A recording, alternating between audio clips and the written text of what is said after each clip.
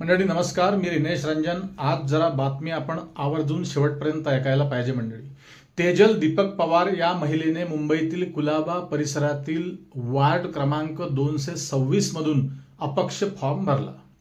त्यापूर्वी विविध पक्षातील एकूण 6 ते 7 जणांनी विधानसभा अध्यक्ष राहुल नार्वेकर यांच्या दबावामुळे, यांच्या प्रेशरमुळे आपले अर्ज पटापटा मागे घेतले, असा आरोप विरोधी पक्षातील इतर काही उमेदवारांनी केला आहे. परंतु शेवटच्या उरलेल्या तेजल पवारने, एकच उमेदवार शेवटची उरलेली होती, शेवटच्या उरलेल्या तेजल पवारने वार्ड क्रमांक 26 मधून राहुल नार्वेकर यांचे भाऊ मकरंद नार्वेकर यांच्या विरोधात अपक्ष फॉर्म भरताच नार्वेकरांची नाव डगमगायला लागली. राहुल नार्वेकर मग आपल्या सहकाऱ्यांसोबत त्या कार्यालयात तात्काळ पोहोचतात. उमेदवारी अर्ज मागे घेण्यासाठी तेजल पवारांचे पती दीपक पवार यांना फॉर्म मागे घेण्यासाठी दबाव आणला जातो, त्यांना आग्रह केला जातो. मग सहज याच विषयावर बोलत बोलत राहुल नार्वेकर या दीपक पवारांसोबत त्यांच्या गाडीजवळ त्यांना घेऊन जातात आणि आग्रहाने आपल्या स्वतःच्या गाडीत नार्वेकर दीपक पवारांना बसवतात, अर्थात उमेदवार तेजल पवारचे पती दीपक पवार. आणि गाडी नार्वेकरांच्या बंगल्याकडे हळूहळू जाऊ लागते. दीपक म्हणतात, अहो साहेब जरा गाडी थांबवा, माझी पत्नी मागे उभी आहे, खुद्द उमेदवार. नार्वेकर म्हणतात, डोंट वरी, काळजी करू नको, तिला आपण मागच्या गाडीत बसवून घेऊन येऊ आपल्या बंगल्यापर्यंत. तुम्हाला ठाऊक आहे मंडळी, राजा बोले दाढी हाले. साहेबांनी हुकूम सोडला आणि मग लगेच सोबत असलेले नार्वेकरांचे बॉडीगार्ड अपक्ष उमेदवार तेजल पवार यांना त्यांच्या ताफ्यातील मागच्या गाडीत हे बॉडीगार्ड त्यांना बसवून घेतात. पती दीपक पुढच्या गाडीत आणि स्वतः उमेदवार, अपक्ष उमेदवार तेजल पवार मागच्या गाडीत. पती दीपक पवार यांच्यासोबत पुन्हा गाडीमध्ये नार्वेकर चर्चा सुरू करतात. काय म्हणतात, तू तुझ्या पत्नीचा फॉर्म मागे घे. पत्नीची उमेदवारी मागे घेण्यासाठी या न त्या प्रकारे समजूत नार्वेकर घालतात. परंतु दीपक पवार अजिबातही या गोष्टीसाठी इच्छुक नसतो. तो म्हणतो, तो बोलतो, साहेब तसाही तुमचाच उमेदवार निवडून येणार हो, मला काय एक मत मिळालं तरी चालेल, पण माझ्या पत्नीला निवडणूक लढू द्या. पण नार्वेकर तयार होत नाही. मंडळी, इथून पुढे सुरू होतो खरा थरार. लंपट लांडगे लोकशाहीचा लिलाव कशा प्रकारे करण्याचा प्रयत्न करतात ते आज या व्हिडिओत तुम्ही शेवटपर्यंत बघा. मंडळी, तुमच्या पायाखालची जमीन सरकून जाईल. नार्वेकर म्हणतात, मी तुला 5 लाख रुपये देतो, तसंही तुला निवडणुकीसाठी 1-2 लाख रुपये खर्च येईल आणि तुझी काय ऐपत आहे, तुझं काय स्टेटस आहे, त्यापेक्षा तू 5 लाख रुपये घे माझ्याकडून आणि गप बस. एवढं बोलता बोलता मंडळी नार्वेकरांच्या बंगल्यापुढे गाडी येऊन उभी राहते. परंतु एवढ्यात सौदेबाजीची चर्चा गाडीत पूर्ण होत नाही, ती अर्धवट राहते. म्हणून नार्वेकर दीपक पवारला बंगल्याच्या आतमध्ये घेऊन जायला निघतात. तेवढ्यातच मागच्या गाडीत असलेली त्यांची पत्नी, अपक्ष उमेदवार, कोण, तेजल पवार, तेजल मागच्या गाडीतून खाली उतरते. पती दीपक पवार पत्नीला म्हणतो, चल आपण जरा साहेबांशी, नार्वेकर साहेबांशी 2 मिनिटं बोलून घेऊ बंगल्याच्या आतमध्ये जाऊन, नंतर लगेच घरी जाऊ. परंतु पत्नीला शंका येते, दबावाची भीती तिला वाटते.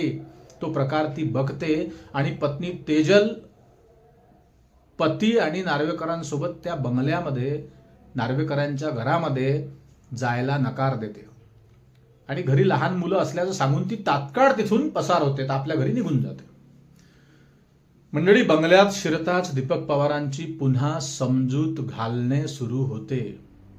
तुम्हाला ठाऊक आहे, आजूबाजूला हट्टेकट्टे बंदूकधारी बॉडीगार्ड दीपकला घेराव घालून उभे असतात. शेजारीच नार्वेकरांचा पीए आणि मध्यभागी कोण, या अपक्ष उमेदवार तेजल पवारचे पती दीपक. काही वेळ सत्ता संघर्षासाठी सौदेबाजीचा संवाद कंटिन्यू सुरू असतो. दीपक पवार मानत नाही, म्हणून आता मंडळी बोलता बोलता 5 लाखाची ऑफर ही 5 कोटी रुपयापर्यंत पोहोचते. सोबत एक मोठा फ्लॅट देतो. एवढंच नाही तर भारतीय जनता पक्षात मंडळ अध्यक्षपदाचं तात्काळ पद देतो. एवढंच नाही तर BMCचे कॉन्ट्रॅक्ट घे, काम करू नको, काम न करताच तुझे बिल निघेल, तुझी संपूर्ण लाईफ मी सेट करून देतो, पण तू या भानगडीत पडू नको, तू तुझा अर्ज मागे घे तुझ्या पत्नीचा. चर्चा अगदी टोकाला पोहोचते, परंतु दीपक तरीही तयार होत नाही. चर्चेत नार्वेकर कधी गरम होतात तर कधी थंड डोक्याने मनधरणी करतात. कारण भाजपातर्फे उभा असलेला उमेदवार हा मकरंद नार्वेकर म्हणजे कोण? राहुल नार्वेकरांचा हा भाऊ आहे. त्यामुळे कधी उंच आवाजात तर कधी थंड डोक्याने समजावून देखील दीपक पवार होकार देत नाही शेवटपर्यंत.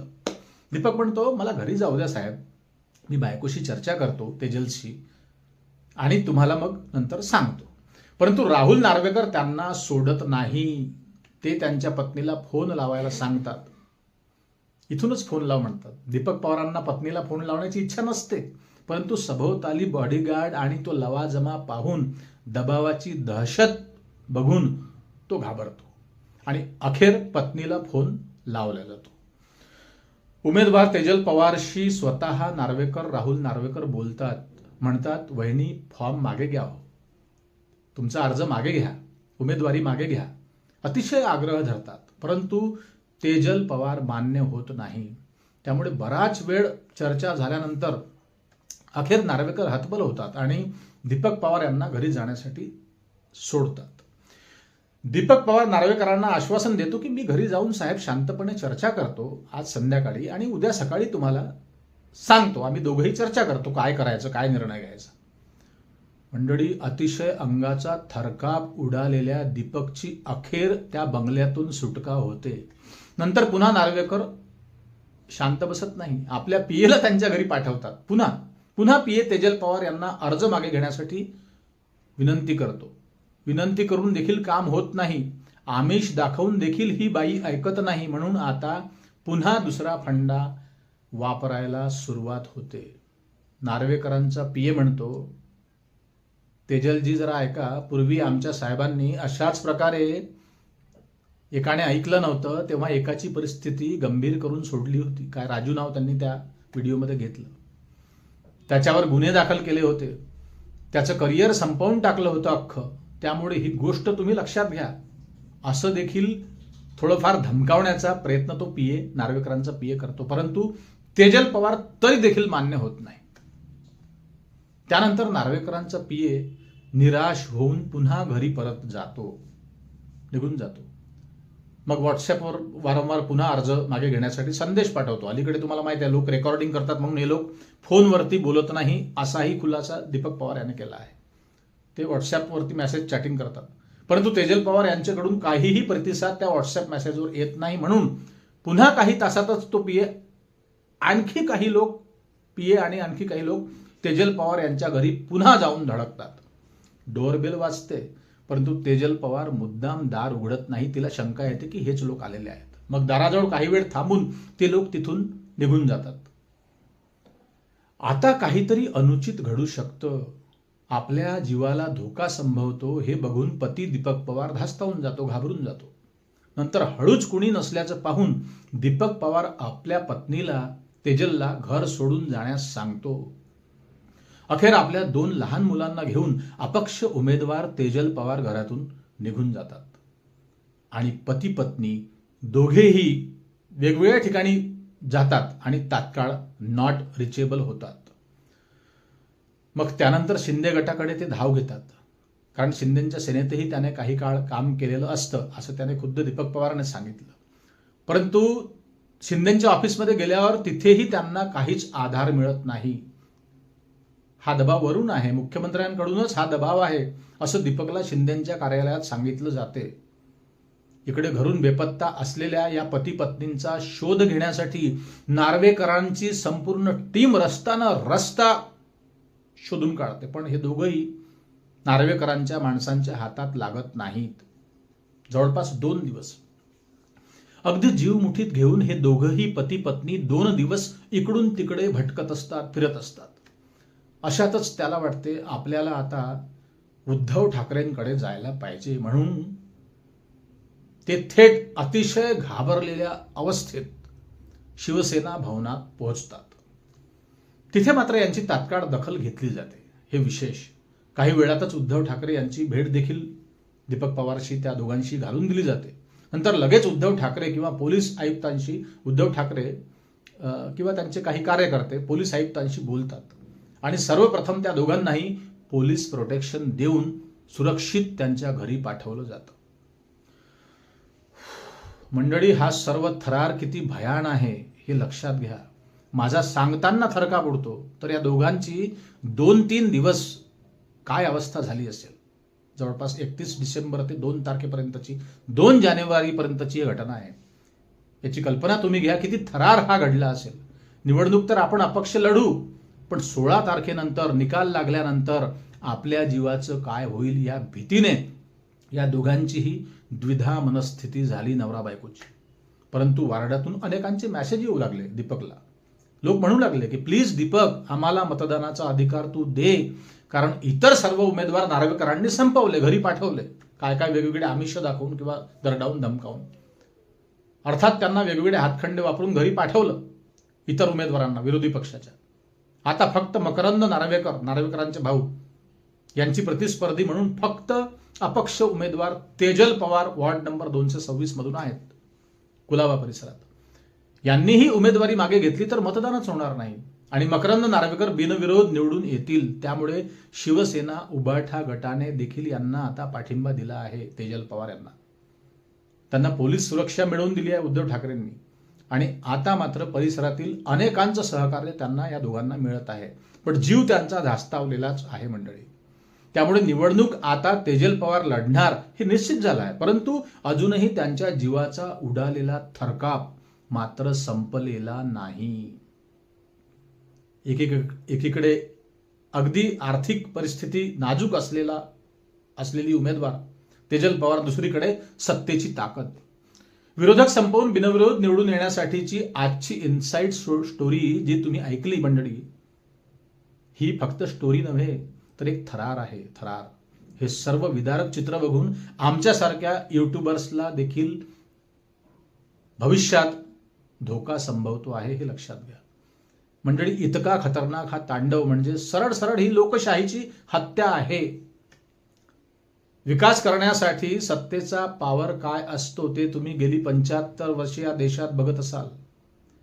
पूर्वीच्या सत्ताधाऱ्यांनी देखील अशा प्रकारे काही प्रमाणात कारस्थानं केली असेलच, यात काही शंका नाही. तो कुठलाही पक्ष असो, आपण पुढे पक्षांबद्दल बोलतच नाही, ह्या सडलेल्या व्यवस्थेबद्दल आणि अशा सत्तेच्या माजाबद्दल बोलत आहोत. अशा प्रकारे विरोधक संपवण्यासाठी अलीकडे जे हातखंडे, जे फंडे तुम्ही गेल्या काही दिवसांपासून बघत असाल, तर हा एक थरार आणि अंगाचा थरकाप उडवणारा प्रकार आज आपण ऐकला मंडळी. आणि अशाच प्रकारे भाजपाचे 68 नगरसेवक जवळपास बिनविरोध निवडून आले आहेत का? खरोखर बिनविरोध आले आहेत का, की काही डाव आखले गेले, हा प्रश्न आहे. त्यापैकी वेगवेगळ्या विरोधी पक्षातील एकूण 68 उमेदवारांनी आपले फॉर्म का मागे घेतले हे स्वतः फॉर्म मागे घेणाऱ्यांनी पुढे येऊन सांगितलं नाही. कसे सांगणार ते? काहींनी पैसे घेतले असावेत, काहींनी आणखी काही घडलं असेल त्यांच्यासोबत. कारण म्हणतात कुणाला 5 कोटी मिळाले, कुणाला संपवण्याच्या धमक्या मिळाल्या, कुणावर ईडी सीबीआयचा दणका ठोकण्याचा धाक दाखवला गेला. त्यामुळे साहजिकच आहे कुणीही मीडिया पुढे येऊन हे सांगणार नाही. कारण एकीकडे सत्तेची ताकद आहे, तुमच्या जीवाचं काहीही होऊ शकतं असं लोकांना वाटत असेल. या एकूण 68 पैकी एक रणरागिणी मात्र तेजल पवार अखेर पुढे आली आणि ही सत्यकथा तिने पत्रकारांपुढे पत्रकार परिषद घेऊन सांगितली. तिचे पती सोबत दीपक पवार आणि तेजल पवार या दोघांनी पत्रकार परिषदेत सगळं उघड केलं. म्हणून आज भारतीय जनता पक्षाचे नेते, विधानसभेचे अध्यक्ष स्पीकर राहुल नार्वेकर यांचा सामदाम दंडभेदाचा नवा फॉर्म्युला कसा असू शकतो ते आपल्याला कळलं. याचा पुरावा दीपक पवारांकडे नाही, कारण ते म्हणतात हे सर्व अचानक घडलं, मला काही ध्यानीमनी नव्हतं, म्हणून काही कॉल डिटेल्स किंवा कॉल रेकॉर्डिंग करता आलं नाही किंवा तशा प्रकारे माझ्या मनात काही आलंही नाही. अगदी साधेपणाने तो नार्वेकरांशी बोलला आणि यामधील सर्व संभाषण हे समोरासमोर झालं घरी त्यांच्या बसून. त्यामुळे कॉल वगैरे काही झाले नाही. काही प्रमाणात व्हॉट्सअपवरून मेसेजेस झाले असतील. यापुढे न्यायालयात ही केस जर का गेली तर दीपक पवार काय पुरावे देतील हे सांगता येत नाही अजिबात. ही सर्व कथा त्यांनी स्वतः मीडिया पुढे येऊन सांगितली, म्हणून आपल्याला हे तुमच्यापर्यंत मंडळी पोहोचवता आलं. मंडळी, आपण अनेकदा या नेत्यांना वरवर त्यांच्या भाषणाच्या माध्यमातून ऐकत असतो, तेव्हा काही वेगळं म्हणजे एक मला वाटतं भासमान चित्र आपल्या पुढे असतं.